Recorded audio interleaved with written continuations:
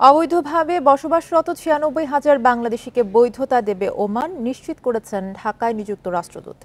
মঙ্গলবার রাজধানীর ইস্কাটনে প্রবাসী কল্যাণ প্রতিমন্ত্রীর সঙ্গে সাক্ষাৎ শেষে তিনি জানান, অবৈধদের জরিমানা মাফ করার বিষয়েও আলোচনা হচ্ছে। এ সময় প্রতিমন্ত্রী বলেন, সাধারণ কর্মীদের জন্যও বাজার খোলার বিষয়ে কথা চলছে। এখন জন্ম সনদ দিয়ে খোলো বিকাশ স্টুডেন্ট অ্যাকাউন্ট। নিজের বিকাশ নিজে কর। বাংলাদেশের জন্য তৃতীয় বৃহত্তম শ্রমবাজার হিসেবে পরিচিত ওমান। তবে ভিসার অপব্যবহার আর কর্মসংস্থানের চেয়ে দ্বিগুণ কর্মীর কারণে গত বছরের ৩১ অক্টোবর থেকে বাংলাদেশি কর্মীদের জন্য সব ভিসা স্থগিত করে দেশটি। ওমান সফর করে গত মাসে প্রবাসী কল্যাণ প্রতিমন্ত্রী জানিয়েছিলেন ১২ ক্যাটাগরিতে শ্রমবাজার উন্মুক্ত করেছে দেশটি।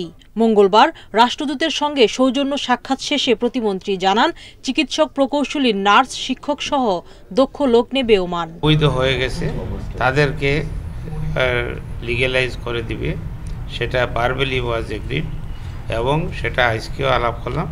সেটা ইনশাল্লাহ এটা ফর্মালি এটা শেষ হয়ে যাবে।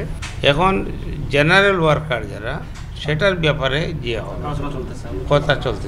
রাষ্ট্রদূত জানিয়েছেন, অবৈধদের শুধু বৈধতাই নয়, জরিমানা মাফ করার বিষয়েও আলোচনা চলছে। বাংলাদেশ থেকে ১২ ক্যাটাগরিতে দক্ষ লোক নেবে ওমান। এই প্রক্রিয়াকে এগিয়ে নিতেই আজকের আলোচনা। অবৈধ কর্মীদের বৈধ করার বিষয়টি ইতিবাচকভাবে দেখছে আমাদের সরকার। রাষ্ট্রদূত আরও জানান, সাধারণ কর্মীদের জন্য বাজার খোলার বিষয়ে দ্রুত আলোচনায় বসবে দুই দেশের জয়েন্ট ওয়ার্কিং গ্রুপ।